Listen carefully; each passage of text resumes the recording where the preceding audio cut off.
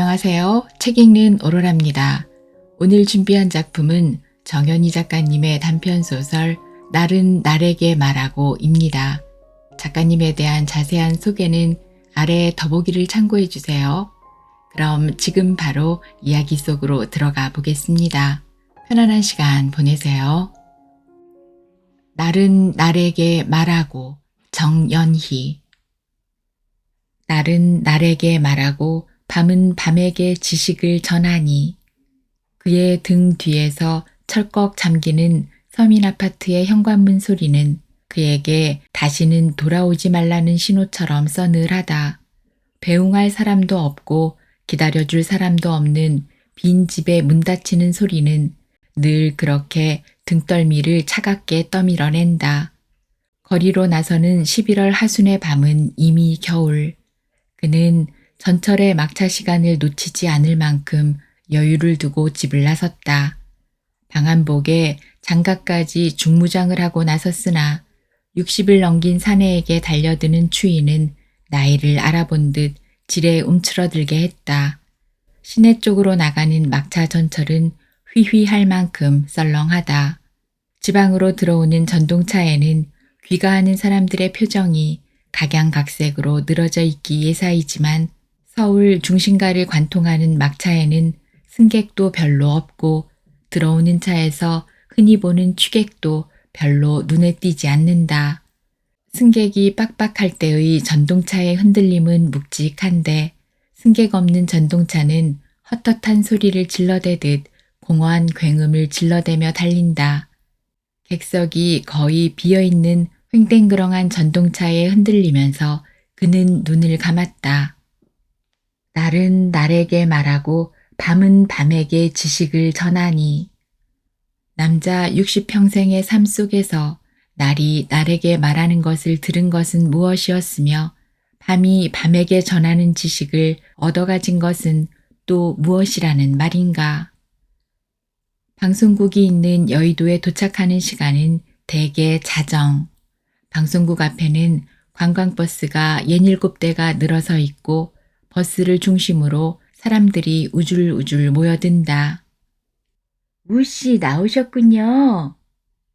키가 작달만한 같은 또래의 사내가 어둠 속에서 그를 알아보고 반색이다. 전철에서 내려 강바람이 휘몰아치는 방송국 거리를 걷는 동안 추위에 오그라들었던 얼굴 위로 잠깐 스쳐가는 온기. 이런 자리에서도 인사가 오가는구나.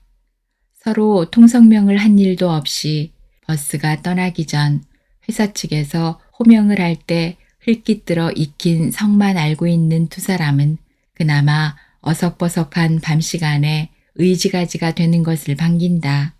오늘은 이 행보가 허탕이나 되지 않을는지. 오리털 파카를 입고 있어 동글동글해 보이는 최의 눈이 불안해한다. 그 불안을 애써 감추려는 듯 최는 약간 들뜬 목소리로 말을 잇는다. 벌써 겨울입니다. 이번 겨울은 춥지 말아야 하겠는데 우씨는 추위를 안 타시는 모양이지요. 언제 배워도 꼿꼿해 뵈니 말입니다. 그동안 낯을 익힌 사람끼리 서너 명씩 모여 서성거리면서 덜어 웃기도 하고 큰 소리로 주고받는 말이 어둠과 추위를 약간 느슨하게 만들었다. 여자들도 끼리끼리 삼삼오오 모여서 서성거리며 잡담이다. 침묵에게 잡아먹히는 것을 두려워하듯 거의 모두가 지절대고 있다. 자정을 넘기면서 얼굴이 얼얼하게 얼기 시작했다. 자정을 넘긴 그 자리에서 서성거리는 사람들은 자신들의 안락한 침소를 반납한 사람들, 모두들 한밤의 수면을 팔아 돈을 만들기 위해서 모인 사람들이다. 최는 대답 없는 그를 향해 다시 말을 건넸다. 그런데 말입니다. 그동안 찬찬히 본 바로는 아무래도 우씨가 예사사람 같지 않은데 말입니다. 도무지 누구하고 어울려 잡담하는 것을 본 일이 없으니 말입니다. 아무리 지루해도 그저 혼자 책을 읽거나 팔짱 끼고 한번 눈을 감으면 다시는 뜨는 일 없이 묵묵하게 견디는 걸 보면 아무래도 예사뿐 같지 않다는 말이지요. 그때 최의 수다스러움에 순을 지르듯 인원점검을 맡은 담당자가 나타났다. 그의 손에서 흔들리는 허연 종이다발이 그곳에 모여있는 사람들에게 찬물을 끼얹는다. 고속 촬영에 스톱모션이 걸린 것처럼 좌중을 압도했다. 오늘 밤의 저승사자 염라대왕이다. 한국문화영화 임시고용배우 회사의 부장. 방송사에서 요구하는 엑스트라가 300명이라면 회사에서는 결혼을 대비하여 늘 일화를 더불러 그날 모여드는 사람은 330명이 넘는다. 명단에 들어있어도 일이 생겨서 출석을 못하는 사람도 있기는 하지만 대개는 그날 하루에 목을 걸고 찾아오는 사람들이라 인원점검에서 탈락을 하면 군말 없이 돌아가야 하는 사람들이 일할이다. 담당자는 가차없이 잘라내어야 하는 탈락자들의 이름부터 부른다. 그날 일에서 목이 잘리는 사람, 담당자가 부르는 이름은 죽은 하루를 짊어지고 떠나야 하는 사람들이다.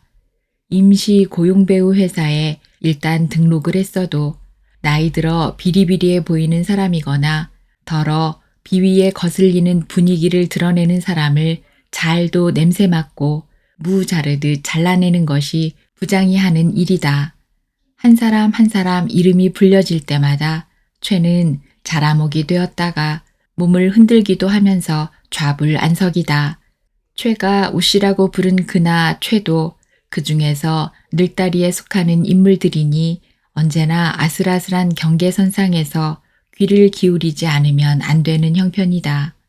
자정이 다 된 시간에 집을 나서서 다음날 저녁 7시까지 꼬박 19시간을 버텨내야 하는 엑스트라의 하루벌이 날 공전 58,000원. 그나마 매일 있는 일도 아니다. 방송사가 전쟁 장면이나 시장통 장면 아니면 국회의원 유세 장면 등 군중을 필요로 하는 장면이 있는 날에 회사 측에서 연락을 보내오면 그때 자정이 다 된 시간에 기웃기웃 찾아오는 군상들이다.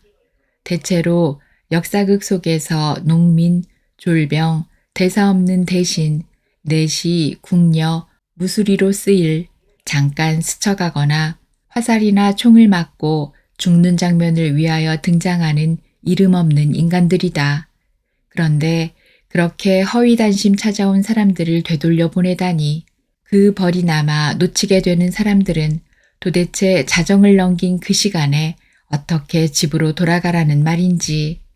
이 겨울 늦은 밤에 허위허위 찾아 나섰다가 너는 안 돼. 너는 퇴짜야. 너는 자격 없어. 이름 한번 불려 하루를 간단히 지우개로 지우는 처사를 겪는 그들은 누구인가. 임시고용회사에 등록을 한 사람 중에는 악착같이 살아남아서 PD나 감독의 눈에 띄어 단역이라도 얻어가질 목적을 품고 달려든 비교적 젊은 층도 있지만 그날 목이 잘리는 사람들은 대개 버스값조차 여의치 않아서 전전긍긍하는 숨겨진 빈민들이다. 그런 사람들을 무자비하게 잘라내는 이 대도시 한 구석에서 벌어지는 잔혹사는 어느 기록에 남겨지게 될 것인가. 자유민주주의 체제 하에서 자본주의 종주먹이 휘두르는 몽둥이에 얻어맞는 이 참혹한 인간사의 단면을 누가 어디에 기록할 것인가. 저승사자에게 이름을 불린 사람들은 어깨를 무겁게 들이고 유령처럼 어둠 속으로 사라져간다. 자정이 넘은 방송사 앞에서 벌어지는 이 장면은 영상 매체가 여러 개로 늘면서 각 방송사가 수없이 경쟁 속으로 만들어내는 연속극을 위해 저녁을 뚝 떠먹고 나서 밤이 이슥도록 텔레비전 앞에서 시간을 보내는 시민을 위하여 그들이 넋을 놓고 얼마든지 생각 없이 시간을 죽이도록 만들어주는 연속극을 만드느라고 한 편에 수십억, 덜어는 수백억씩 들여 연속극을 만들고 어마어마한 전파료를 삭혀가며 시민들의 혼을 빼앗는 연속극을 제작하는 데 필요한 엑스트라를 고용하는 장면이다.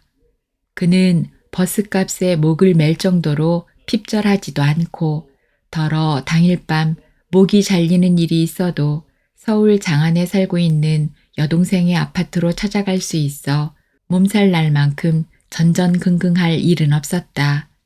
아내가 세상을 떠난 지 3년, 아내의 병수발로 퇴직금을 다 써버렸지만 무자식 상팔자로 사는 동안 목구멍에 거미줄 치도록 궁핍하게 지내지 않아도 될 만큼 돈에 관해서는 여유로웠다. 공무원으로 일하던 동안 소설가라는 문패를 얻어 잘 팔리고 유명한 작가가 되리라는 기대는 애저녁에 접었지만 그럭저럭 문학지의 글도 넘겨가며 덜어는 자서전 대필을 맡아 목돈을 챙길 수도 있어 나름대로 살아가는 일에 불안해할 일은 없었다. 소설가라는 문패는 얻었지만 역시 천부는 따로 있다는 나름대로의 생각을 지울 수가 없어 글을 쓰기는 쓰면서도 늘 무엇을 몰래 훔치고 있다는 느낌에서 벗어날 수가 없었다. 아파트를 질색하는 아내를 따라 항상 마당 있는 집에 살면서 나무와 꽃들과 함께 푸성귀를 가꾸기도 했었다. 아내가 떠난 뒤에 아파트로 옮기고 나니 하루하루가 너무 질기고도 길었다. 직업을 접고 홀로 있으면 소설이 무진장으로 써질 것 같던 것도 허황된 꿈이었다. 머리맡에도 책무더기, 변소에도 책더미, 식탁 위에도 늘 책이 쌓여 있어 손만 뻗으면 책을 읽을 수 있어 숨 쉬듯 책을 읽었지만 머리에 남는 것은 거의 없었다.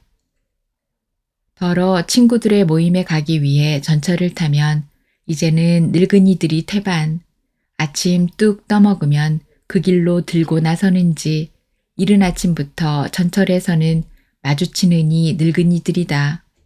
2009년 통계청 발표로 농촌과 어촌은 이미 초고령 사회에 진입했다는 보고서가 나왔다.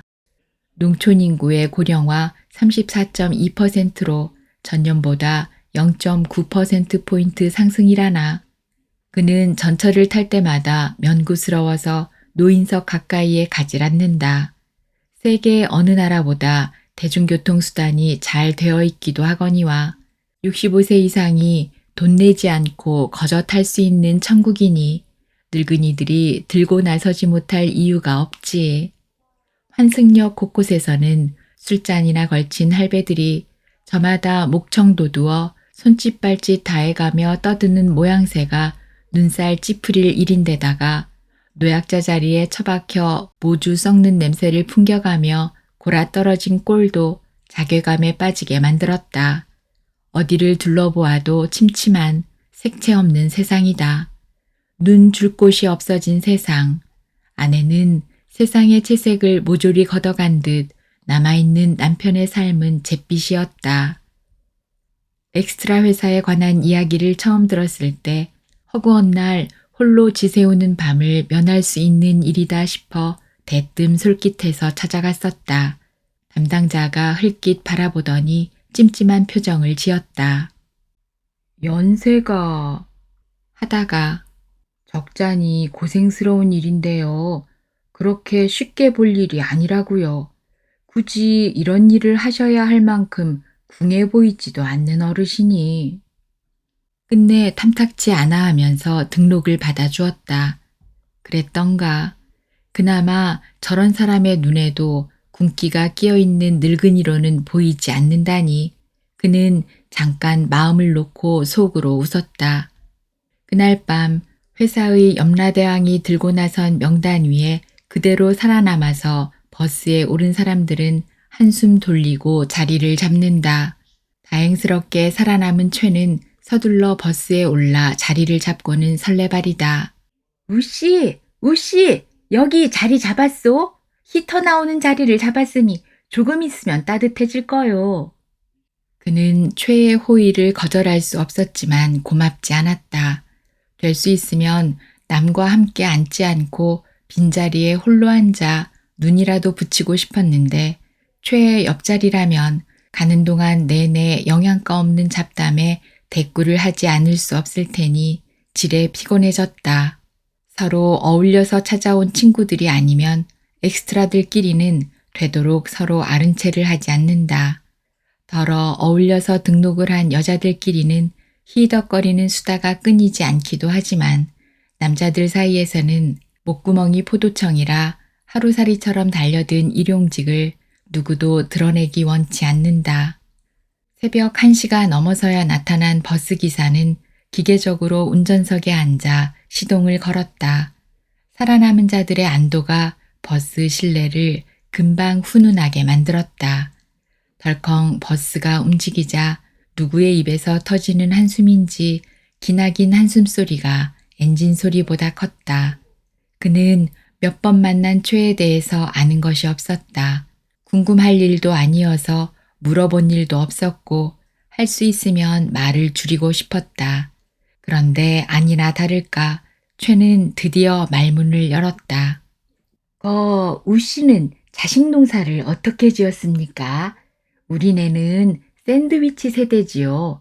아직 어머니가 살아계신데 치매가 심해서 요양원에 맡겼지요.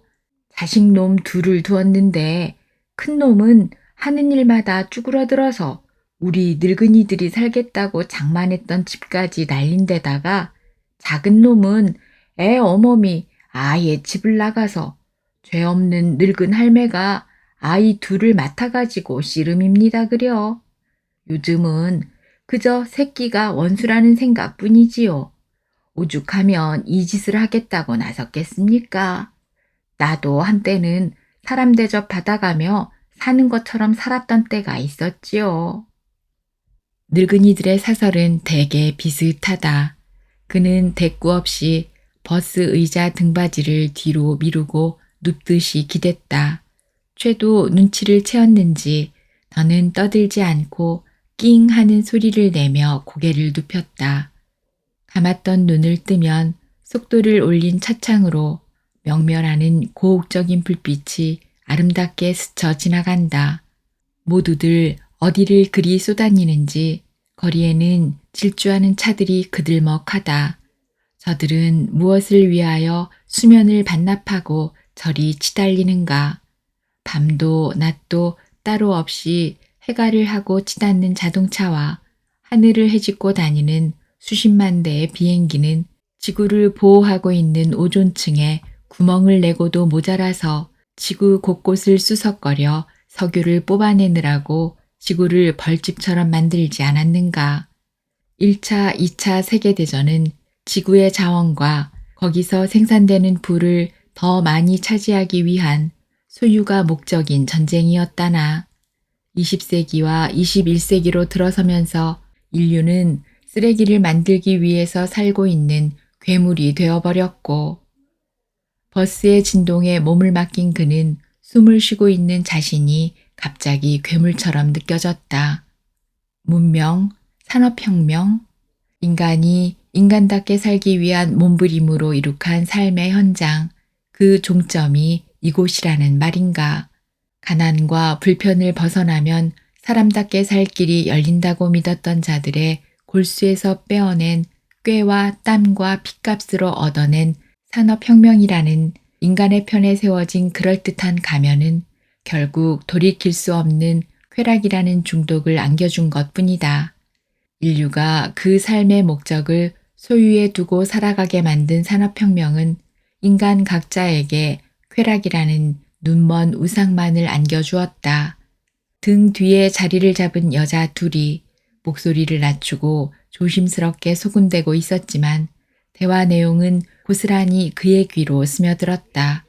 떠나기 전 방송사 정문 뒤에 나란히 서 있던 40대 중반의 여자들이다. 예, 우리 언제까지 이 짓을 하게 될까? 이거 뭐 파출부보다 나을 게 없는 노동이잖아? 그래도 파출부보다야 낫다고 해야겠지. 남의 집 쓰레기리며 설거지며 빨래하는 것보다야 낫지 않니? 그리고 멋진 탤런트 남자들 구경도 할 수 있고 말이야.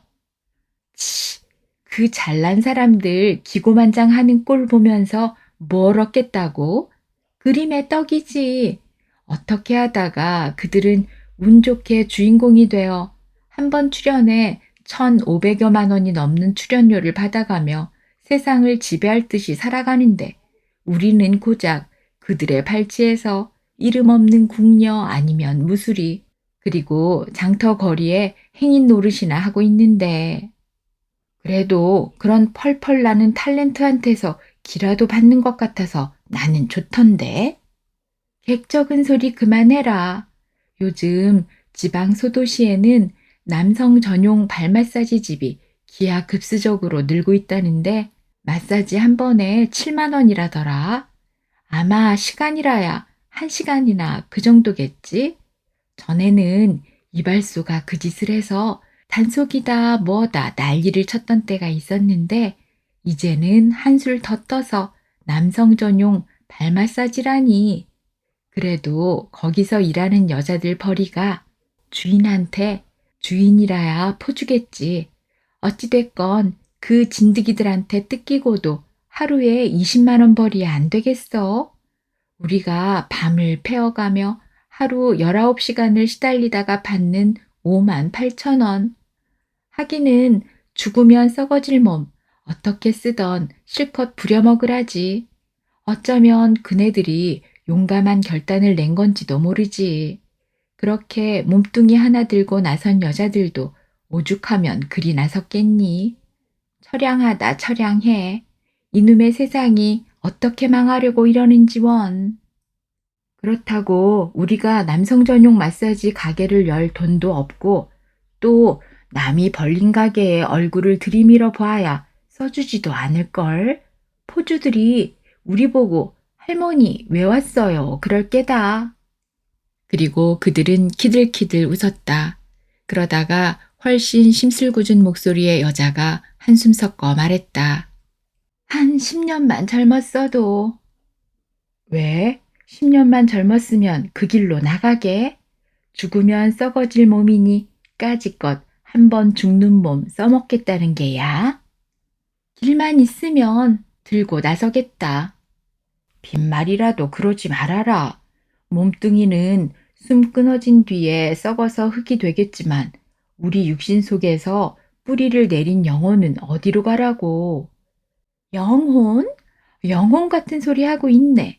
지금 당장 목구멍이 포도청이라 이렇게 한심한 짓에 끌려다니고 있는데 나중에 지옥불에 떨어질 망정 지금 당장 좀 편하게 살고 싶은 게 인지상정 아니니? 그래도 우리네 생이 금생에서 끝나는 게 아니라고 믿어져서 나는 생각조차 함부로 하고 싶지 않구나. 거룩하시네. 살아가는 일에 진저리가 나서 온통 심통만 치받쳐 살고 있는 나는 네 치맛꼬리 붙잡고 천당으로 가야 되겠구나. 그러지 말고 잠깐이라도 눈을 붙이자. 등 뒤에까지 신산이 있구나. 그는 여인들의 대화에 가슴이 아렸다. 산다는 게 무언지. 고속도로로 들어서자 대도회의 어지러운 불빛을 등진 어둠이 친근하다. 최는 잠이 들었는지 잠잠하다가 얕은 코를 골았다. 잠이 들다니 단순하고 순한 사람인가 보다. 날은 날에게 말하고 밤은 밤에게 지식을 전하니 지구 곳곳의 도회지마다 계속해서 착실하게 밤을 죽여가는 것이 문명이다. 이제 그 죽어가는 밤에게서 무슨 지식을 얻을 수 있겠는가. 밤은 밤에게 지식을 전한다 했는데 그때의 그 지식은 어떤 것이었을까. 세트 촬영장에 도착한 것은 새벽 3시가 다 된 시간. 촬영장은 숨을 죽이고 있는 것처럼 고즈넉하다. 실물보다도 더 크고 어마어마하게 지어놓은 궁궐에는 드문드문 불이 밝혀져 있다. 집합 지시가 있으려면 아직 1시간도 더 남았다. 도착했는가요? 최가 얼굴을 부시시 들고 묻는다. 아직 3시도 안 됐어요. 더 쉬시지요. 기사는 버스에서 대기하는 사람들을 위해 그래도 히터를 끄지 않고 내린다. 버스가 도착하자 여기저기서 부스럭거리며 손목시계를 보든가 휴대폰의 폴더를 열어 시간을 확인하던 사람들이 아직 멀었군 하는 얼굴로 다시 좌석에다 전신을 쑤셔 박는다. 저렇게라도 풋잠을 잘 수 있는 사람들은 한낮을 견디기가 훨씬 수월하련만 그는 이 행보마다 각성제를 먹은 것처럼 머리가 차가웠다. 버스의 히터를 틀어놓았다고는 하나 기분부터 얼얼한 새벽은 대기자들 모두를 추위에 웅크리게 만들었다. 잠을 청해도 소용없는 그는 눈을 감고 아내를 생각한다. 기연이지, 기연이야. 백혈병이 아내를 덮치기 전 어느 가을, 그들 내외는 연고도 없는 이곳을 찾아왔었다. 아내는 남편의 차에 실려 이곳저곳 낯선 지역 찾아다니는 것을 최상의 즐거움으로 알았다. 그날 그 근처에 새로 개장한 식물원에 들렸다가 돌아가는 길에 촬영장 예정지인 그 골짜기를 찾아갔었다. 식물원 가까운 곳에 노인 요양원도 있어 그곳을 둘러볼 겸 두루 다니다가 어느 방송사 촬영장이 들어서게 된다는 부지를 둘러본 것이다. 방송사마다 역사극이 유행인지 깊은 산골에다 어마어마한 궁궐을 지었다. 아내는 아무것도 없는 빈터에 땡땡 방송사 촬영장 예정지라는 팻말이 서 있는 것을 보고 이미 국영방송사가 시작을 한 일이지만 방송사마다 이렇게 궁궐터를 넓히고 있으니 이제 왕도 왕비도 많이 생기겠네. 그러면서 웃었다. 아내의 병명이 밝혀졌을 때 아내는 눈물을 보이지 않고 남편을 위로했다. 여보, 나 당신 남겨두고 먼저 떠나지 않아요. 정말 그렇게는 안 할 거예요. 당신에게 혈육 한 점 남겨드리지 못한 내가 당신을 이 세상에 혼자 남겨두고 어떻게 염치 없이 떠나겠어요? 너무 상심하지 마세요. 내가 잘 견디고 일어나 당신 노후를 보살펴 드릴 거예요. 하나님은 착하고 성실한 당신을 보셔서라도 나를 버리시지 않을 거예요.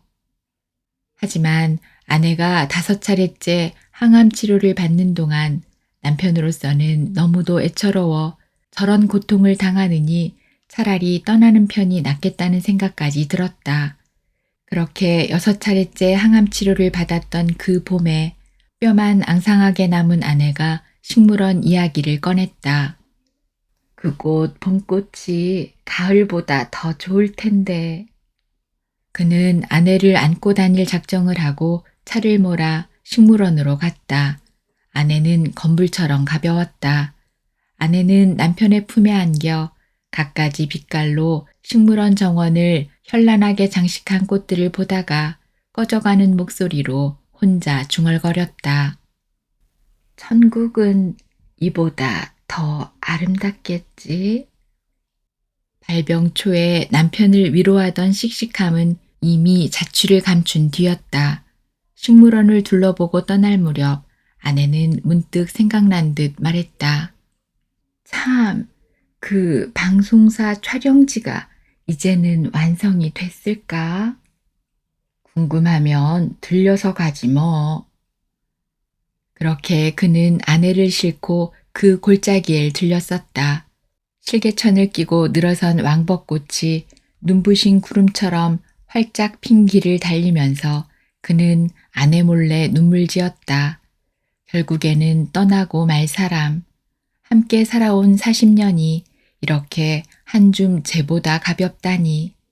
아내가 그리도 애절하게 섬기던 주님은 어디 계신가. 이토록 처절한 고통을 겪고 있는 딸의 이 고통이 그분의 눈에는 보이지 않는다는 말인가. 그토록 눈부시고 아름다운 봄의 찬란함이 아내의 처참한 몰골을 비웃는 것 같기도 하여 그는 아내 몰래 이를 악물었다. 방송사 촬영지 골짜기는 깊었다. 뒤로 충충한 산을 두르고 택지를 넓게 잡은 자리는 큰 길을 두고 한참 들어가자 어마어마한 궁궐 지붕을 드러냈다. 숨을 몰아쉬면서 그곳을 바라보던 아내가 차를 세워달라 했다. 내리려고? 그러면 앉아 있어. 내가 안아서 내려줄 테니. 아니에요. 내가 내려가서 좀 서 있으려고요. 그는 아내가 내리는 것을 도우려고 다가갔으나 아내는 안간힘을 써가며 홀로 내려서 길 위에 섰다. 지나가는 바람에도 쓰러질 것만 같은 아내는 꽃구름 벚꽃끈을 아스팔트 길 옆으로 새파랗게 솟아오른 풀 위에 서서 아득한 시선을 멀리 던졌다. 아내가 바라보는 곳은 멀리 바라보이는 어마어마한 궁궐이었다. 한동안 말없이 그곳을 바라보고 있는 아내의 눈이 맑고 청청했다. 저기 저 궁궐, 세상에 어쩌면 저렇게 실물보다 더 웅장하고 크게 잘 지었을까? 우리가 들렸던 것이 재작년이던가요? 그 사이에 하늘에서 뚝 떨어진 것처럼 저렇게 턱하니 자리를 잡았네. 요즘 세상에 방송사들은 돈더미 위에서 일하는 사람들인데 땅을 마련하면 건물 짓는 것이야 힘들이지 않고 했겠지. 남편의 심드렁한 말에 아내는 소녀처럼 웃었다. 여보, 우리가 다녀갈 때 저곳은 빈터였잖아요. 이곳이 앞으로 방송사 촬영지가 될 자리다. 그렇게 팻말 하나 멋없이 꽂혀 있었잖아요. 그런데 이렇게 버젓하게 역사극을 촬영하는 궁궐을 지었네요. 그렇게 신기해. 그렇게도. 아내의 눈길은 다시 아득해지면서 잦아드는 목소리로 말을 이었다. 사람 세상에서 약조한 일도 이렇게 이루어지는데 산그늘 아무것도 없던 허허 빈터에 저렇게 웅장한 대궐이 세워졌는데 우리는 그분 예수께서 약속하신 그 말씀을 믿고 있는지 너희는 마음에 근심하지 말아라. 하나님을 믿고 또 나를 믿어라. 내 아버지 집에 있을 곳이 많다. 그렇지 않다면 내가 너희가 있을 곳을 마련하러 간다고 너희에게 말했겠느냐? 나는 너희가 있을 곳을 마련하러 간다. 내가 가서 너희가 있을 곳을 마련하면 다시 와서 너희를 나에게로 데려다가 내가 있는 곳에 너희도 함께 있게 하겠다. 너희는 내가 어디로 가는지 그 길을 알고 있다. 그렇게 약속을 하셨는데 나는 그 약속을 그저 문자로만 알고 있었어. 지금 저 궁궐을 보니 나를 데리고 가실 그곳, 그분이 마련해 주시겠다고 하신 그곳이 환하게 보이네. 아내의 말을 들으며 그는 그저 무연히 궁궐 지붕을 바라보았다. 이제 이승을 떠나야 할 아내가 자신의 구원자, 구세주, 그분이 약속해 주셨다는 그 말씀이 약속의 말씀으로 믿어진다니, 아니, 그분이 데려다 주신다고 하신 그곳이 환하게 보인다니 고마울 뿐이었지만 아내의 감추어진 갈등을 남편은 알고 있었다. 항암 치료를 5번째 받을 무렵이었던가. 병실을 지키다가 집으로 돌아온 그날 밤 남편은 우연히 아내의 일기장을 발견했다. 조금 망설이다가 조심스럽게 노트를 펼쳤다. 훔쳐보고 싶어서가 아니라 어쩌면 세상을 떠나게 될 아내의 심경을 알아두고 싶어서였다.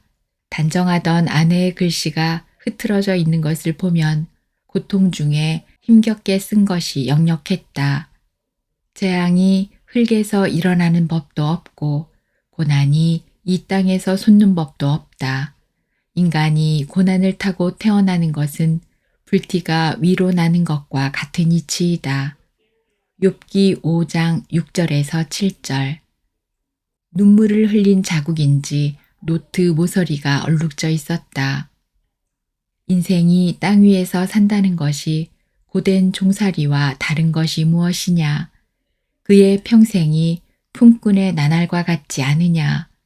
저물기를 몹시 기다리는 종과도 같고 수고한 삭슬 애타게 바라는 품꾼과도 같다. 괴로운 밤은 꼬리를 물고 이어갔다. 눕기만 하면 언제 깰까, 언제 날이 셀까 마음 졸이며 새벽까지 내내 뒤척였구나. 내 생명이 한낮 바람임을 기억하여 주십시오. 내가 다시는 좋은 세월을 못 볼 것입니다. 욥기 7장 1절로 7절. 차라리 숨이라도 막혀버리면 좋겠습니다. 뼈만 앙상하게 살아있기보다는 차라리 죽는 것이 낫겠습니다. 나는 이제 사는 것이 지겹습니다. 영원히 살 것도 아닌데 제발 나를 혼자 있게 내버려 두십시오. 내 나날이 허무할 따름입니다. 욥기 7장 15절로 16절. 재난과 고통이 공격할 준비가 다 된 왕처럼 공포 속으로 몰아넣고 칠 것인가. 욥기 15장 24절. 내가 희망을 둘 곳이 달리 더 있는가. 내가 희망을 둘 곳이 달리 어디 있는지. 내가 죽은 자들이 있는 곳으로 내려갈 때 희망이 나와 함께 내려가지 못할 것이다. 욥기 17장 15절에서 16절. 고통이 얼마나 극심했으면 욥기의 구절구절을 베끼고 있었을까. 아내는 고통 중에 홀로 외로운 갈등을 계속했지만 방송국 촬영지를 다녀간 후로 통증을 덜 느꼈고 항암 치료에도 덜 괴로워했다.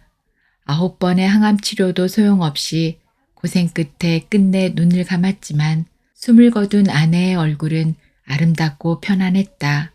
임종을 지키는 남편에게 아내는 미소를 띄우고 힘들게 입술을 움직였다. 얼굴과 얼굴을 포개듯이 귀를 바싹 갖다 댔다. 여보, 그분이 우리를 위하여 처소를 마련하러 가신다고 하셨어요. 그리고 그분이 계신 곳에서 우리를 영접하여 함께 있게 하시겠다고 하셨어요. 제가 먼저 가 있을게요. 그리고 당신을 기다릴게요. 적적하고 외로우시면, 그리고 당신을 믿고 따르는 여성이 있으면 외로워하지 말고 그이와 함께 잘 지내다가 오셔요. 외로움을 억지로 참지 말아요. 부탁이에요. 당신에게 염치 없고 미안해요. 자식을 두지 못한 것이 내 탓 같아서. 하지만 당신은 내가 세상에 태어나서 하나님으로부터 받은 가장 아름다운 선물이었어요. 저는 세상에 없이 당신의 보호를 받아가며 누구보다 행복했어요. 아내는 조용하게 숨을 거두었다. 남편은 장사를 치르는 동안 울지 않았다. 눈물은 아내가 고통을 당하던 동안 몰래 몰래 다 쏟았다. 지난 여름에 엑스트라를 모집하는 회사가 있다는 정보를 얻은 뒤에 허실수로 찾아갔다가 등록이 되고 첫날 자정이 넘어 새벽 3시경 촬영장에 도착했을 때 갑자기 뜨거운 열기가 그의 전신을 감쌌다. 아내의 체온이었다. 그 순간 그의 몸이 유체이탈, 이승이 아닌 곳에서 아내를 만났다. 그를 그곳으로 인도한 것은 아내였다. 집합! 갑자기 새벽 어둠을 쥐어뜯는 명령이 떨어지자 버스에서 기다리던 사람들이 목을 움츠리고 유령처럼 우줄우줄 내려왔다. 새벽 4시다. 방송사 직원을 따라 엑스트라들이 우르르 건물 안으로 들어가면 일사불란하게 배역이 할당된다. 호명, 배역 분배, 이리 몰리고 저리 몰려가며 배당된 배역끼리 뭉쳐 돌아가면 다음에는 배역에 따라 의상이 지급되고 다음에는 지급된 의상을 입느라고 한동안 법석이다. 그렇게 분주를 떨고 나면 다음에는 분장실에서 기다리는 여러 명의 분장사들이 분장을 시작한다. 내시역을 맡은 최는 옆에서 힘을 복권에 당첨된 듯 즐거운 얼굴이다. 아이고, 오늘은 얼굴에 수염을 붙이지 않아도 되니 복 터졌네, 복 터졌어. 대신이나 장군역을 받으면 얼굴에다 본드인지 무언지 냄새 지독하고 끈적끈적하기 이를 데 없는 접착제를 바르고 수염을 붙여야 한다. 잠깐 비치다가 마는 허무한 한 장면을 위해 수염을 붙이고 종일 대기해야 한다. 그것도 대신이면 대신, 장군이면 장군, 한 가지 역할이 아니고 오전 중에 장군역을 끝내고 나면 오후에는 대신역을 맡게 되어 모양이 다른 수염을 붙여야 한다. 수염을 떼어낼 때는 솜에다 휘발유를 묻혀 접착제를 지워내는데 그렇게 수염을 붙였다 떼었다 하고 나면 며칠 동안 뺨이며 턱이 터지거나 벌겋게 들고 일어나기 예사였다.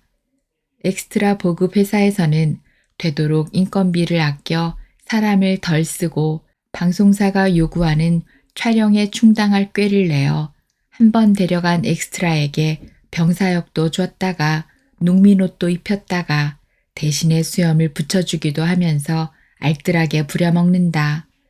처덕처덕 본드를 처발라 붙인 수염도 때로는 잘 떨어지기도 하여 애를 먹이고 밥을 먹을 때면 국그릇에 수염이 잠기거나 한 올 두 올 빠지기도 하여 영 기분 더럽게 만드는 것이 수염 분장이다. 그는 싱글벙글 웃는 최를 놀리기로 하고 찬물 끼얹는 소리를 했다. 아침에 내시였다가 오후에 대신이 될는지 모를 일에 그렇게 미리 좋아할 것 없잖소?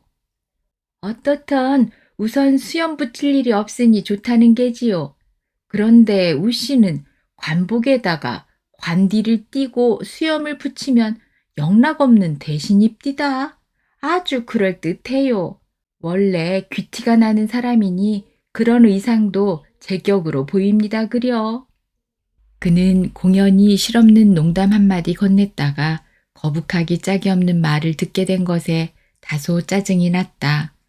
여자들은 궁녀옷을 입기도 하고 무수리와 마을 안악옷을 입기도 하면서 그래도 분장사들에게 잘 부탁한다면서 어떻게 하면 화면에서 잠깐이라도 눈에 띄일 수 있을까 조바심 치는 모양이 제각각이었다. 엑스트라를 벗어나 한두 마디라도 대사가 얻어 걸리면 그것은 단역으로 올라서는 것이고 그때는 임금이 곱절로 올라간다.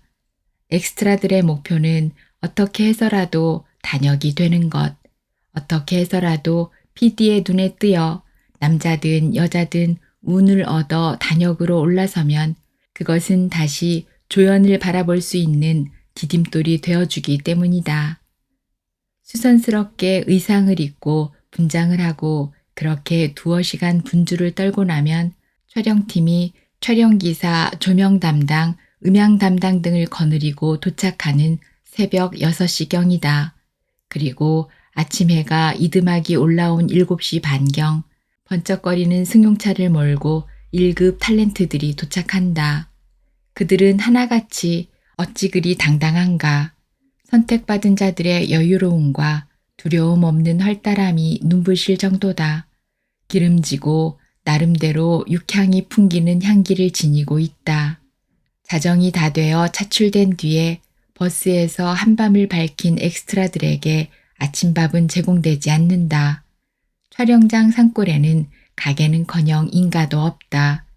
저마다 궁색하게 빵 쪼가리며 우유 등 꾸려가지고 온 사람들은 그나마도 드러내어 먹는 것을 부끄러워하며 우물우물 요기를 한다. 언제부터인가 촬영장 사정을 어떻게 알았는지 트럭에다 간단한 조리기구를 설치하고 라면이며 어묵을 끓여 파는 장사치가 생겨서 그리 달라붙는 사람들이 있지만 그나마 돈이 아까워서 선뜻 나서지 못하는 사람이 더 많았다. 정확하게 8시에는 촬영이 시작되고 엑스트라들은 저들에게 해당되는 장면이 언제가 될는지 간감한 상태에서 마냥 기다려야 한다. 그에게 대감의 수염을 붙여주는 분장사는 느물느물 느물거려가며 일을 했다. 선생님은 이런 일 하실 분 같지 않은데 왜 굳이 따라 나서시는지요? 혹시 글 쓰시는 분 아니시던가요? 아무래도 이곳을 착실하게 경험하신 뒤에 소설 쓰시려고 오시는 것 같은데. 그렇죠? 맞죠? 그런 거 아니요. 수염이나 잘 붙여요. 떨어지지 않도록. 분장사들은 기계적으로 손을 놀려 한 사람 한 사람 거뜬하게 분장을 끝내주지만 분장실을 이용하는 출연자들이 적지 않을 때면 난장을 이룬다. 엑스트라 분장이라야 주연급이나 조연급 분장에 비해 대충대충 넘어가지만 더러 여자들 중에는 분장사에게 요모조모 부탁하는 일이 적지 않다. 여자 엑스트라 하나가 코에 걸린 소리로 분장을 받고 있는데 나이든 주연급 배우가 큰 소리를 치며 요란하게 들어선다. 어이, 내가 말이야. 오늘 얼굴 좀 부은 것 같은데 뺨에다 도랑을 더 발라야겠어. 눈 불알도 좀 죽여주고. 거울 앞에 앉아 수염을 붙이고 있던 그는 거울 속으로 그 너스레를 건너다 보았다. 국민 배우라고 할 만큼 유명한 그는 시골 중학교 2반 위 선배다. 학교 다닐 때부터 넉살 좋기로 이름났고 선생에게며 선배들에게 너스레를 잘 떨어 어디에고 감초처럼 끼어드는 그를 학교에서는 너스레라는 별명을 붙여 불렀다. 너스레가 후배인 그를 알아볼 리는 없었다. 알아보았어도 너 어쩌다가 이 지경까지 되었니?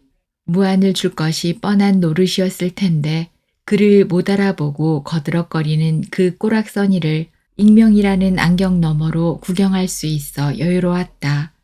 너스레가 배우가 되어 브라운관에 나타났을 때 그를 알고 있는 사람들은 너무도 당연한 순서를 바라보는 맛에 오히려 신선함을 잃을 정도였다. 유명해지면서 연기는 늘었고 천연덕스러운 그의 연기는 인기의 그래프를 승승장구 계속 지켜 올렸다. 물론 돈이 따랐고 그렇게 부를 축적하면서 그는 무소불위 권위의 맛까지 누리려 했다.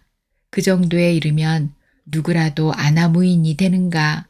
세상이 온통 영상 매체에 놀아나는 추세가 되고 보니 너스레는 한때 정치판에도 끼어들고 여기저기 외국 여행을 다닐 때면 대단한 상전 노릇을 했다. 언제든가 그가 아내와 친척들이 어울려 필리핀 어느 섬으로 여행을 갔을 때 며칠을 함께 어울리던 젊은 한국인 현지 가이드가 얼마간 익숙해져서 안심이 되었는지 쓰디쓴 하소연을 해댔다. 그 탤런트요. 이제는 나이도 지긋해졌는데 여기 오기만 하면 당연하게 여자를 사겠다고 덤벼드는데 그거야 자신이 알아서 할 일이지만 화대를 깎자고 하지 않나. 실컷 관광 안내를 시켜놓고 맨입으로 그냥 돌아서지를 않나. 갖가지 뻔뻔스러운 추태를 아무렇지도 않게 부리는 겁니다. 멀쩡하게 생겨가지고 온갖 호강은 다 하면서 이런 데 와서 아주 고약하게 인색을 떠는 꼴이라니. 한국에서야 그 인간이 그런 인간인 줄 누가 알겠어요? 가이드가 이름을 밝히지는 않았지만 듣는 사람들은 그 배우가 누구라는 것을 다 알았다.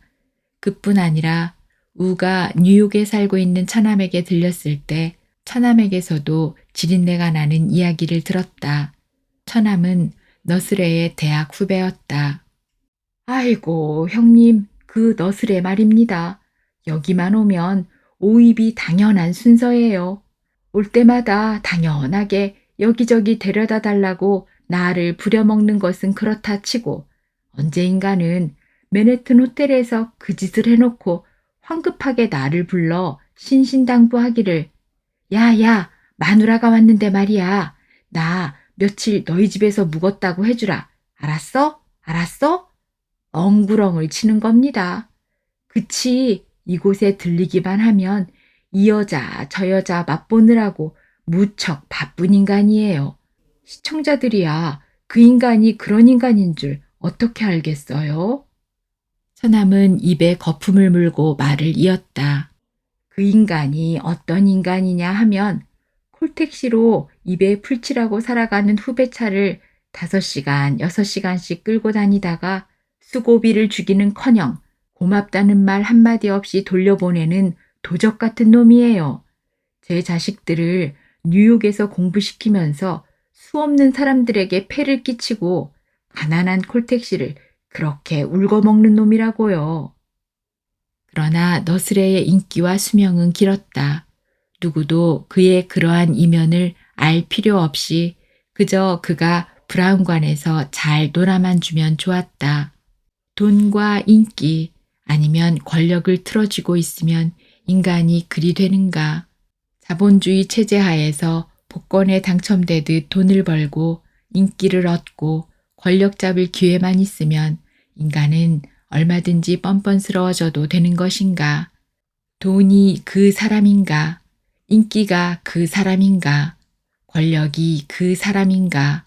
그들이 틀어준 그 소유가 그 사람인가. 에리 프롬이든가. 산업주의의 경제적 모순은 차치하고라도 위대한 약속의 실패를 그는 이렇게 말하지 않았는가. 자기중심주의, 이기주의, 탐욕은 자본주의 체계가 기능을 발휘하기 위해서는 얼마든지 용납이 되어야 하고 그것이 자본주의가 조화를 이루고 평화를 누리는 길이다. 그러나 그 위대한 약속은 윤리 및 인간적 가치관을 송두리째 뭉개버리지 않았는가. 소유를 향한 인간의 열정은 이웃을 볼 수 있는 눈을 멀게 했다. 영상 매체는 아무것도 남기는 것 없이 인간의 영혼을 시들게 했다. 그렇게 열광적으로 불나비처럼 달려들어 인기를 얻는 배우들은 문명의 광대놀이로 부를 쌓고 시청자들은 소유지향의 광대놀이를 바라보며 시간을 죽인다. 에리 프롬은 소유를 향한 열정은 결코 끝나지 않는 계급전쟁을 불러오고 그 체제가 계급을 철폐하는 것으로 계급전쟁을 종식시킬 것이라는 광신주의자는 허구에 불과하다고 단언하지 않았는가. 프롬은 배우야말로 시장적 성격의 인간이다. 자신을 상품으로 인간의 가치를 사용가치로서가 아닌 교환가치로 보는 경험에 비추어 팔려고 내어놓은 것은 첫째가 인간의 퍼스널러티이고 둘째의 후자는 상품이니까 교환가치에 의해 정해진다고 했다.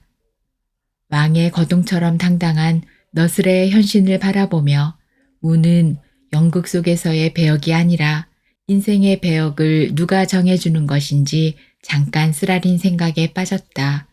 타고난 성정이 개차반 같던 인간도 기회를 포착하는 재주만 있으면 돈과 명예와 권력을 한꺼번에 틀어줄 수 있는 것이 자본주의의 생리인가. 저 너스레도 처음부터 호강을 누리며 지낸 것은 아니라는 것을 알고 있다. 그들 중 초장에 쓰라린 가난과 구박을 겪지 않은 자가 없다는 것도 알고 있다. 인기 탤런트 중에도 사람의 향기가 짙은 사람도 없는 것은 아니다. 더러 이웃을 위해 목숨 같은 시간과 돈을 희사하며 천사처럼 아름다운 삶을 살아가는 탤런트도 있다.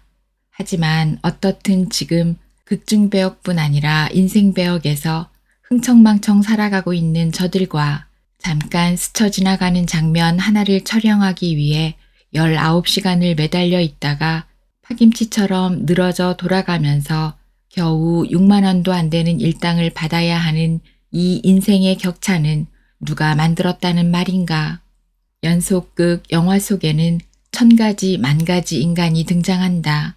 배역도 1000가지 만가지가 있다. 잘난 얼굴의 주인공 역도 많이 생겼지만 조연 중에 덜어는 한심한 외모를 가지고 나온 자도 수두룩하다.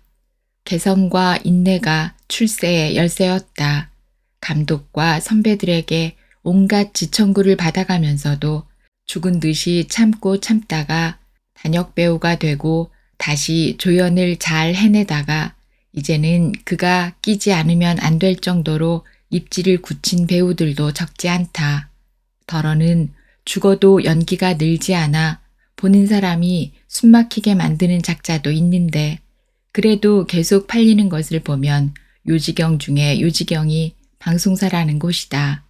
자본주의 세계에서 상식은 위대함을 잃은 지 오래다. 도대체 하나님 그분이 흡족해 하시는 주인공은 누구여야 하는가? 우는 턱에 붙여진 뻑뻑한 수염을 달고 분장실을 나왔다. 방송사에다 엑스트라를 대주는 회사나 방송사 사람들의 눈에 엑스트라로 뽑혀온 사람들은 사람들로 보이지 않는다. 단 한 씬을 위해 10여 시간씩 기다려야 할 경우에 정해진 시간도 없이 그저 막연하게 얼마든지 기다려야 하는 엑스트라들은 궁둥이를 붙일 자리 한 군데도 얻을 수가 없다. 여름이면 건물 그늘이나 나무 그늘에라도 앉아서 잠깐씩 쉰다지만 겨울에는 걸터 앉을 자리 하나 없이 이곳저곳 기웃거려가며 서성거릴 수밖에 없다. 그래도 어느 면에서 여름 더위보다는 겨울 추위가 낫다고 여겨질 때도 있는 것은 여름에 사극 속 병사역이 배당되어 갑옷을 입게 되면 육신은 갑옷 속에서 땀을 쏟고 흘리다 못해 나중에는 살이 뭉그러질 더위를 겪어야 한다. 전신에 어디라 할 것 없이 땀띠가 솟고 짓물러 터진 사타구니며 겨드랑이에서는 줄곧 진물이 흘렀다. 언제 소집 명령이 떨어질는지 모르니 마음대로 돌아다니며 서성거리는 것도 조심스럽다. 그는 대궐 뒷마당으로 가다가 누가 읽다가 던져둔 조간신문을 집어들었다. 충격적인 일면 톱기사. 중남미 어느 나라에 지진이 일어나 20여만 명이 목숨을 잃고 도시 전체가 무너졌다는 보도. 20만 명. 인간 20만 명이 한순간 참사로 목숨을 잃었다. 아비규화의 사진은 지옥이었다. 거리에 쓰레기처럼 쓰러져 있는 사람들, 형체를 알아볼 수 없이 무너진 건물들, 지옥도가 따로 없었다. 인간 20만 명이 일시에 목숨을 잃었다. 모든 것이 일그러지고 모든 것이 깨어졌다. 모든 것이 무너지고 모든 것이 가루가 되었다. 그 어떤 것도 회복될 길이 보이지 않는다. 아내는 어느 날 병상에서 심각한 얼굴로 말했다. 기근과 지진이 있으리니 재난의 시작이라고 말세의 징조에 대해서 여쭈어 본 제자들에게 예수께서 그렇게 말씀하셨어요. 아프리카의 기근 소식을 영상 뉴스로 늘 보고 있으면서도 기름진 음식으로 배불리는 사람들은 그림책 보는 정도로 스쳐 지나가지요. 지진도 빈번하게 발생하고 있지만 이제 머지않아 훨씬 대규모의 심각한 지진이 발생할 거예요. 당신 내가 떠나더라도 교회에 열심히 다니시고 마지막 때를 준비하세요. 그리고 우리가 주님이 예비해 주신 그곳에서 만나야지요. 약속해 주세요. 네. 그는 지금까지 부정도 긍정도 아닌 안개의 바다 같은 회의 속을 헤매고 있다. 2004년 말 수마트라 섬의 상단, 풍요롭고 아름다운 해안 반다아체 지역에 바다가 뒤집어진 것 같은 쓰나미가 덮쳤다. 바다가 거꾸로 뒤집히고 하늘도 뒤집어졌다. 순간에 처참한 폐허가 되었다. 바닷가에서 평화롭게 놀고 있던 사람들과 해안마을에서 태평하게 하루를 살고 있던 사람들이 뒤집어진 바닷속으로 휩쓸려 들어갔다. 그렇게 목숨을 잃은 사람 30여만 명. 그때 하나님은 어디서 무엇을 보고 계셨는가? 천벌처럼 보이는 그 사태로 수십만 명씩 목숨을 잃는 그 사태는 도대체 무엇에서 비롯된 것이라는 말인가? 하나님의 형상을 따라 만들어졌다는 인간이 몇십만 명씩 파리보다 가볍게 떼죽음을 하는 이 장면을 신앙의 어느 대목에서 답을 찾아야 하겠는. 눈물이 눈물을 알고 아픔이 아픔을 안다고 하지만 저 떼죽음을 살아 숨쉬고 있는 인간이 어떻게 헤아릴 수 있다는 말인가. 그는 신문을 들고 우두커니 서 있었다. 태어남, 어느 지역에서 무엇으로 태어나는가, 그리고 어떻게 살다가 죽어가는가. 신문에는 아프리카 수단의 내전과 물 부족으로 시달리고 있는 현지 사진이 실려 있었다. 흙탕물 한 병 얻기 위해서 십리길을 걸어가는 아이들의 사진이다. 가난, 배고픔, 목마름, 죽음 이외에는 끝이 보이지 않는 처절한 현실. 문명국이라고 자처하는 지역에서 잠깐 씹다가 뱉는 껌 한 개로 아프리카 사람들이 한 일주일을 살아갈 수 있다는 공익 광고는 그저 흘러가는 그림일 뿐. 기름진 음식 먹어가며 비단 이부자리에서 잠드는 자들은 자기들이 누리는 복지는 영원히 보장된다고 믿고 있다. 불가해. 세상에서 가장 난해한 의문. 끊임없이 고통을 받는 자와 재난을 교묘하게 피해가는 자의 차이는 어디서 오는 것인지. 점심때가 되기까지도 촬영 감독은 엑스트라들을 부르지 않았다. 아무리 무명의 엑스트라지만 점심까지 굶길 수는 없는지 밥을 싣고 온 차가 도착하자 300여 명의 떼거리들에게 밥을 나누어주기 시작했다.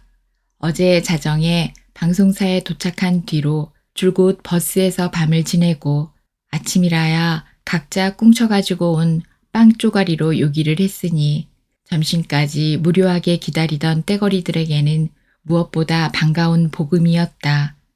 회사에서는 지출을 줄이려고 깎고 또 깎은 점심일 것이다.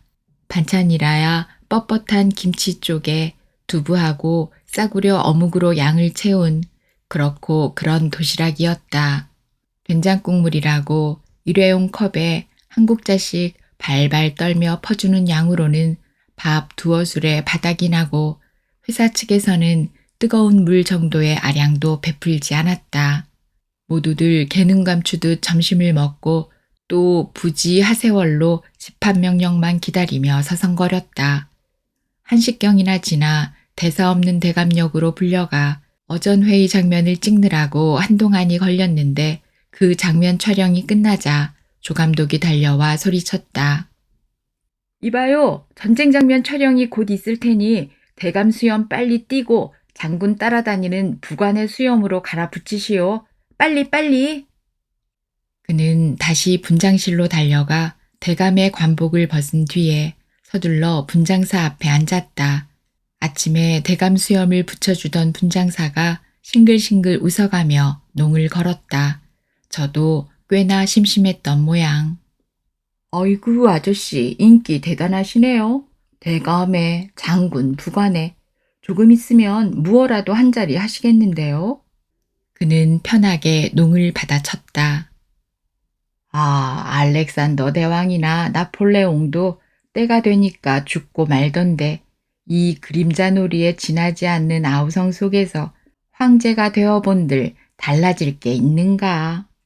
오호라, 그래서 아저씨는 남다르게 여유가 있어 뵈던걸요. 폭탄이 터져도 눈 하나 깜짝 안 할 뿐처럼 보이던걸요. 하지만요, 아저씨를 처음 배웠을 때요. 아, 저런 분이 일찌감치 탤런트로 나섰더라면 지금쯤 그 누구보다도 유명한 자리를 차지했을 텐데 하는 느낌이 들었던걸요. 인물이 좀 좋으셔요. 젊었을 때는 여자들 속개나 태웠겠는걸요. 글쎄, 왜 그렇게 잘 봐주었을까? 내 주머니에는 껌 한 개 들어있지 않은데. 저희들도요, 이렇게 살아가는 게 때로는 지겨워서 죽고 싶을 때가 있거든요. 그런데 아저씨의 표정은 무기물 같아요. 무의자연 그대로처럼 보일 때가 있어요. 어느 때는 아저씨가 아무도 모르게 무엇을 탐색하러 와 있는 하늘나라의 첩자같이 느껴질 때도 있어요. 칭찬이요, 놀리는 거요. 사람들이 이렇게 방송사 연속극에나 매달려 살아가는 우리를 아주 건달이나 알맹이 없는 인간처럼 여기는 사람들이 많다는 것 알고 있지요. 하지만 우리라고 혼도 생각도 없는 놈이겠습니까? 때때로 이 자본주의 제도가 안이 꽂고 더러워서 딱 접어버리고 싶을 때도 있지요. 목구멍이 포도청이라 이 줄에 목을 메고 있을 뿐 여자라는 존재가 한때 달콤해서 천방지축 장가들어 놓고 보니 아내도 간수요.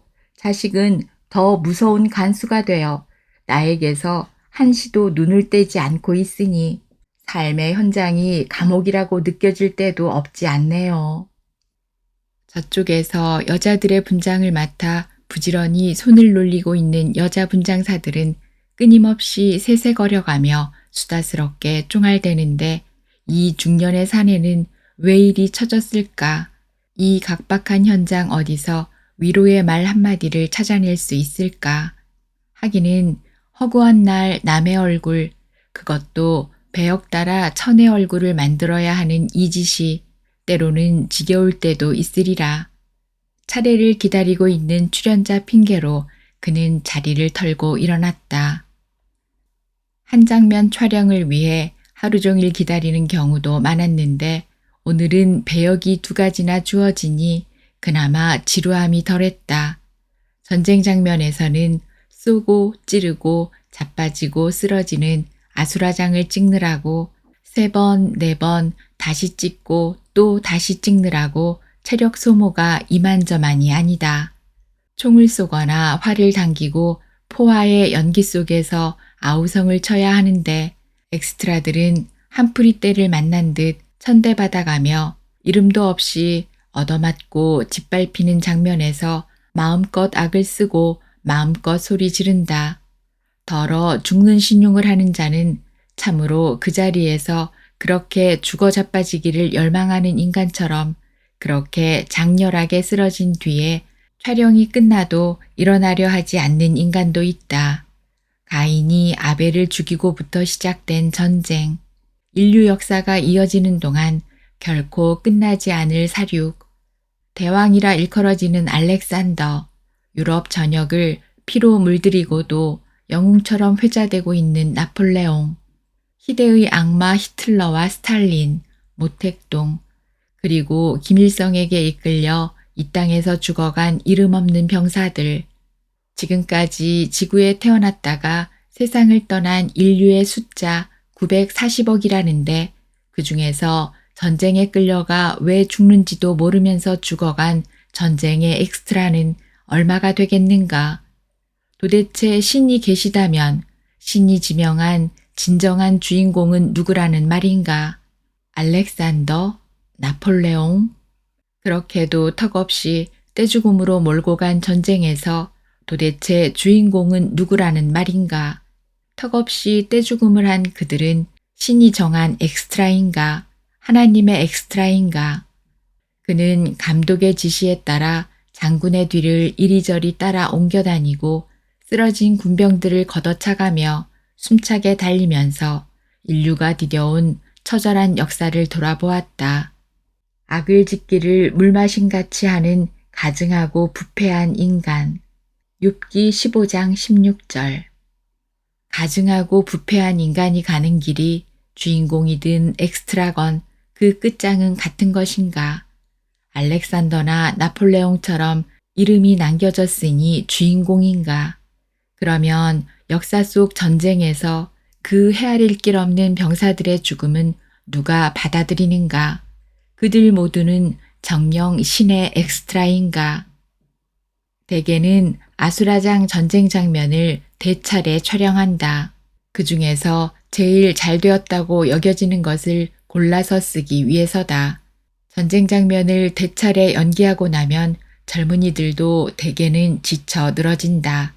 더구나 여름에 무거운 갑옷을 입고 하루 종일 기다리다가 같은 장면을 4번, 5번 되풀이하여 촬영을 하고 나면 젊고 늙고가 따로 없이 파김치가 되어 싸운 사람들처럼 퉁퉁 부어서 촬영 의상을 벗는다. 오늘은 그나마 득득 얼어붙는 한겨울 추위는 아니어서 전쟁 장면 5차례의 촬영에 엑스트라들이 덜 지쳐 보였다. 어이, 당신 오늘 야간 촬영 있는데 할 수 있겠소? 조감독을 따라온 반장이 몇 사람에게 야간 형편을 묻는다. 어제 자정 넘어 새벽 1시에 서울을 떠나 19시간을 어정거리다가 장면 하나 찍히고 돌아서던 엑스트라는 귀가 번쩍 뜨인다. 하루 일정이 대개 저녁 7시서 8시에 끝나는데 야간 촬영에 뽑히면 밤을 새워야 한다. 현장에서 소모되는 인건비를 아끼느라고 하루 종일 대기하다가 한 장면을 찍히고 돌아가는 엑스트라를 그들은 다시 그렇게 꼬드긴다. 그렇게 한밤을 새우는 철야 촬영수당 11만 2천 원. 엑스트라 수급 회사에서는 철야 촬영을 위해 세제비로 엑스트라를 데려오는 비용을 절감할 수가 있는 것이다. 기왕 온 김에 밤을 새우고 수당을 더 받아간다면 그것으로도 횡재라고 여기는 엑스트라의 감지덕지를 그들은 그렇게 간단하게 이용했다. 그럭저럭 날씨가 부조를 해주어서 전쟁 장면 촬영에 추위로 고생을 하지는 않았다. 서울로 돌아가는 버스는 오후 7시부터 대기하고 있다. 11월의 하루는 너무 허무하게 해가 떨어져 산속은 벌써 한밤중이다. 최가 어디서 그를 발견했는지 강동강동 뛰어 따라붙으며 불평이다.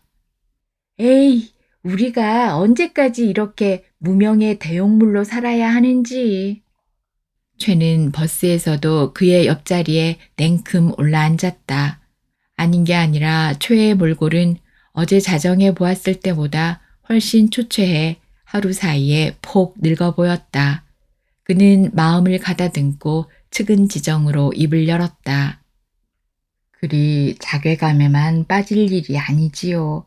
엑스트라 하루벌이 6만 원도 안 되는 사람이나 연속극 한 회 출연료 1,500만 원이 넘는 1급 스타나 돈 가지고 따질 일이 아니라 진정 무엇으로 살고 있느냐가 문제 아니겠습니까? 남의 인생을 살고 있는 것은 그들이나 엑스트라나 마찬가지 아닙니까? 유명하면 유명할수록 잘 팔리면 잘 팔릴수록 그들은 자신의 삶을 제쳐두고 남의 인생을 살아야 하는 고달픔이 엑스트라보다 더하면 더하지 덜하지는 않을 겁니다. 아전인수나 자기 위로를 하재서가 아닙니다.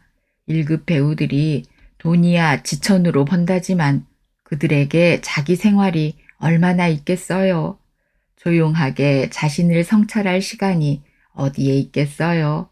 쉬고 싶을 때 마음 놓고 쉬겠습니까?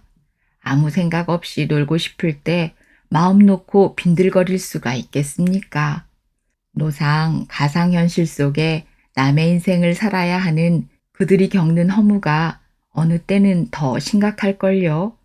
화려한 삶, 남의 시선 속에서 허우적거려야 하는 삶, 엑스트라에게는 자유나 있지요. 해도 그만, 안 해도 그만인 자유 말입니다. 그들은 한번 목이 메이면 빠져나갈 수 없는 올가미에 얽혀서 살아야 합니다. 그러니 오늘 하루를 고마워하며 고단할 텐데 눈이나 붙이고 갑시다. 우씨가 하는 말씀은 구구절절 지당한 말씀이기야 하지요. 하지만 현실은 그렇게 멋있는 이론이 아니거든요. 어제 자정을 거쳐 이 시간까지 19시간 아닙니까? 그렇게 턱을 까불러가며 천대를 받고 겨우 5만 8천 원이라니 아무리 목구멍이 포도청이기로서니 이건 차라리 최가 해던지는 말을 그는 뼈가 저릴 만큼 알아들었다. 그렇다고 맞장구를 칠 일은 아니지 싶어 그는 껄껄 웃음 섞어 대꾸했다. 보시오, 최 선생. 이 지구상의 말입니다. 단 1불. 우리 돈으로 1,000원 한 장으로 하루를 살아가는 인구가 얼마나 되는지 아십니까? 자그만치 15억이나 된다는데 우리는 그에 비하면 양반이지요. 그렇게 알고 지냅시다 그려. 글쎄 우씨는 내 사정을 잘 몰라서 하는 소리지요. 생판 살아가는 형편이 다르고서야 누가 누구에게 위로를 해준다는 것도 허사지요. 허사고 말고요. 하기는 더 이야기를 해봐야 피차가 허공을 치는 일. 점심때 준 식당밥이라야 슬슬 얹어준 밥에다 반찬이라고 몇 젓갈 들고 나면 바닥이 나는 허술한 것이었으니 버스가 산골 촬영장을 떠날 무렵에는 허리가 꺾일 만큼 배가 고팠다. 서울 도착 시간이 웬만하면 이자를 데리고 대포집에라도 가고 싶은 생각이 문득 들었으나 그럴 만큼 힘이 남아있지 않았다. 오늘은 일찌감치 들어가 쉬고만 싶어서 다음 날로 미루고 눈을 감았다. 버스가 서울로 진입하자 다시 불야성의 도성, 소돔성에 쏟아지던 유황불 비를 기다리는 요기의 불빛, 그 유황불 비는 언제 쏟아지려는가. 여의도 방송사 앞에 도착한 시간은 밤 9시가 넘은 시각. 버스에서 내리는 엑스트라들은 다시 볼 일이 없는 사람들처럼 뒤도 돌아보는 일 없이 찬바람을 일으키며 제 갈 길로 흩어졌다. 전철에 자리를 잡고 앉았을 때 문득 코에서 단내가 풍겼다. 이제 나이를 속일 수가 없나 보다. 집에 도착하여 아파트 현관문에 열쇠를 꽂으며 한숨을 쉬었다. 이대로 모든 것을 끝내고만 싶었다. 현관에 들어서서 구두를 벗고 두꺼운 점퍼를 벗는데 갑자기 전화기가 자지러진다. 배가 너무 고픈 탓인지 만사가 귀찮아 전화를 받지 않고 부엌으로 갔다. 정 요긴한 전화라면 나중에 다시 걸려오겠지. 무엇라도 먹고 기운을 차려보자. 냉장고를 여는데 이번에는 휴대폰이 소리쳐 주인을 부른다. 폴더를 열어보니 엑스트라 회사다.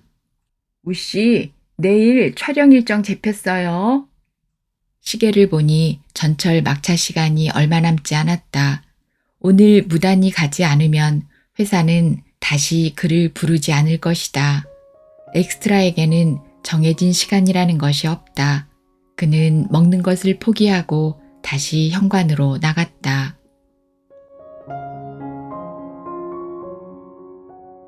들으신 작품은 정연희 작가님의 단편소설 날은 날에게 말하고 였습니다. 오늘도 함께 해주셔서 고맙습니다.